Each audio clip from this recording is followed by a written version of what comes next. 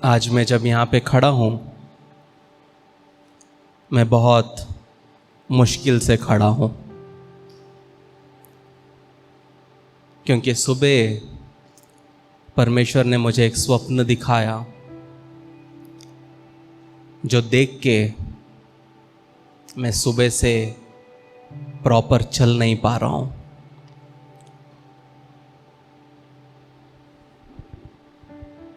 मैं जब सो रहा था, मैंने सपने में देखा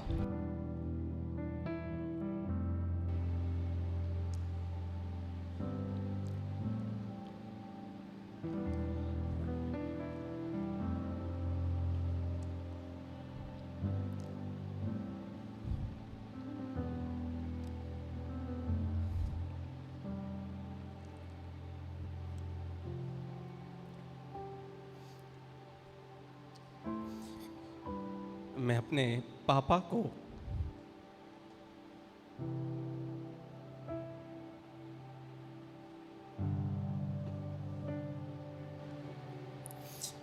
पापा को एक जगह पे छोड़ के आता हूँ।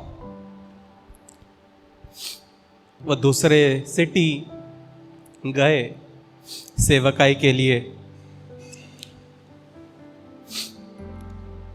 सपने में मैं अपनी पत्नी को नहीं देख पाता छोड़ते वक्त, लेकिन जब मैं पापा को छोड़ के आता हूँ, मुझे पता है पापा सिटी के बाहर जा चुके हैं।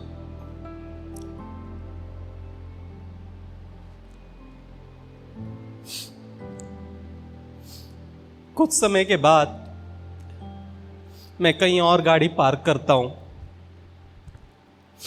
मैं एक वृक्ष को देखता हूं जिसके आजू बाजू में सीमेंट से बनाया रहता है ताकि लोग बैठ सके। मैं गाड़ी पार्क करता हूं, तब मेरी वाइफ मुझे बोलती है, देखो पापा। मैं असमंजस में पड़ जाता हूं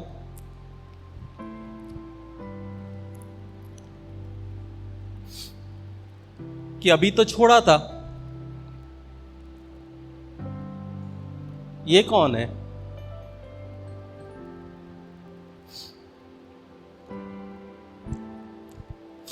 मैं पापा के पास जाता हूं।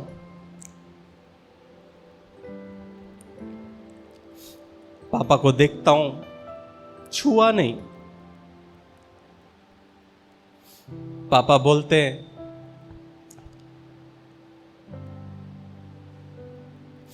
मैं ना थोड़ा सा गिर गया।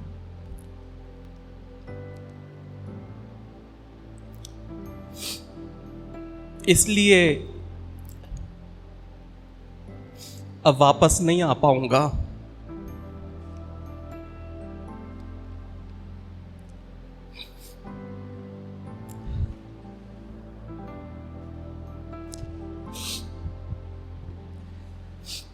जब पापा ने वह शब्द बोले, मैं समझ गया कि मेरे पापा नहीं रहे।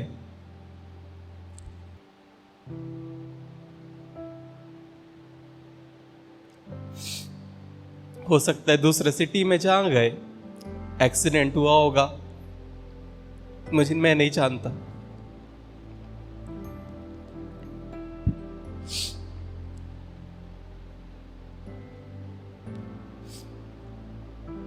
उसके बाद पापा बोलते हैं,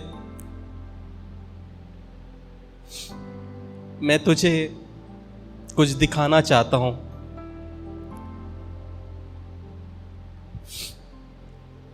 पापा खड़े रहते हैं। पापा अपना हाथ पीछे से ऐसे करते हैं और एक 16-17 साल की एक लड़की को मुझे दिखाते हैं। एक जवान लड़की। जब मैं उसे देखता हूं, मैं सोच में पड़ गया कि इतनी सुंदर लड़की मैंने कभी नहीं देखी। उसके चेहरे में कोई दाग नहीं, बहुत सुंदर, बहुत गोरी।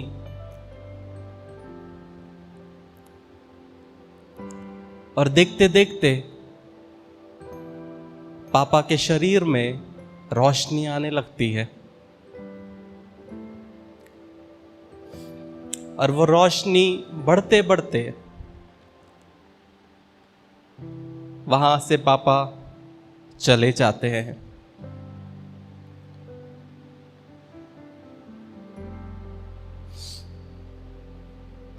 मैंने अपनी बहनों को बताया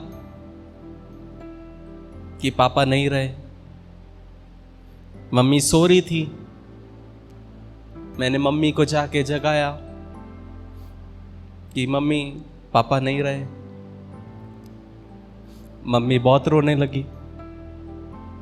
मैंने यह भी देखा, हमारे केरला डिश में एक ग्रीन मोठ, पायर बोलते हैं, उसको बहुत खाते हैं।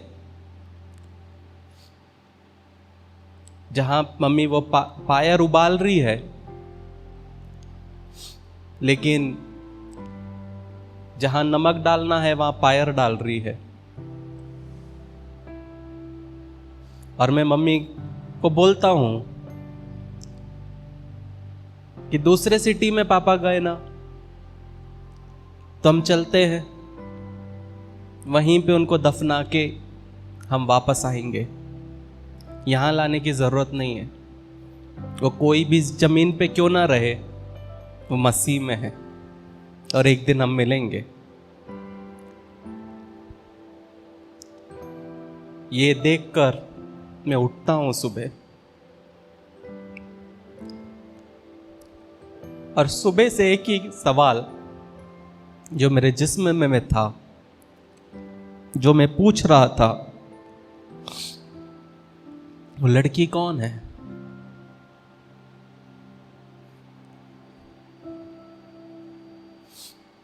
बहुत सारे उत्तर मिले शारीरिक तौर पे जो मैं सोच सकता हूं, लेकिन जब दोपहर को 2 बजे मैं आज का मैसेज तैयार कर रहा था, परमेश्वर का आत्मा बोला, इफिसियों 5:27 पढ़। जब हम इफिसियों 5 उसका 27 पढ़ते हैं, वहां पे लिखा है, और उसे एक ऐसी तेजस्वी कलीसिया बनाकर अपने पास खड़ी करे, जिसमें ना कलंक, ना झुर्री, ना कोई ऐसी वस्तु हो, वरन पवित्र और निर्दोष हो।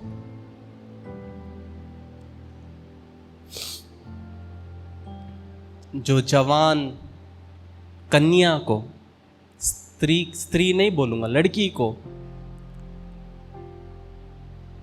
जिसे मैंने देखा, वह हमारी कलीसिया है।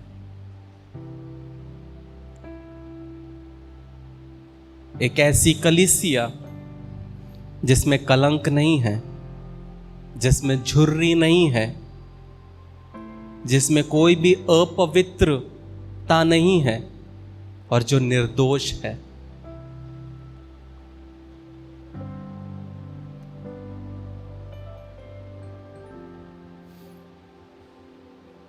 अगर ये कलीसिया का भाग नहीं होता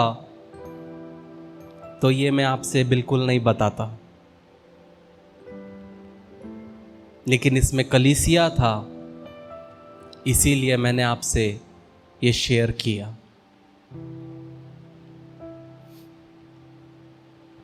हमारे बीच में, हम जब समय इस दुनिया में जीते हैं, तो हर एक व्यक्ति जो हमारे जीवन में है, उसे वैल्यू करके चलना है। जब मैं वो स्वप्न देख रहा था, तब मेरे को वो संडे याद आया, फादर्स डे। स्वप्न में दुखी था, लेकिन उसी स्वप्न में मैंने ये सोचा कि फादर्स डे में मैंने अपने पिता को गले लगाया। मैं वो गला मिलना कभी नहीं भूलूंगा।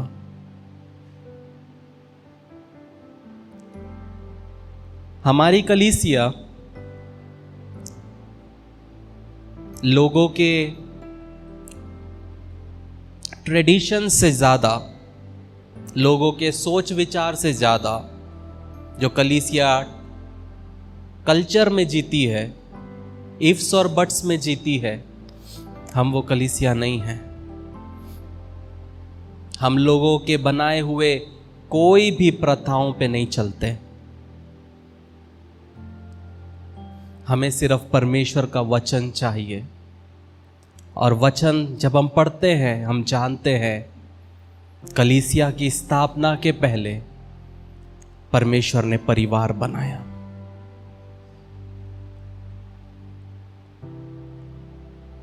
हम परिवार को कलीसिया से ज्यादा महत्व देते हैं। परिवार है तो कलीसिया है। जब परिवार मसीह में मजबूत रहेगा, कलीसिया मजबूत रहेगी। इसलिए प्रियो, जब हम इस पृथ्वी में जीते हैं, जब हम जो समय हमको परमेश्वर ने दिया है, एक दूसरे के साथ गिला शिकवा ना रखते हुए, माफ करते हुए अपने जीवन को जीना है। पतरस ने यीशु मसीह से कहा, मैं कितनी बार माफ करूं, 7 या 70?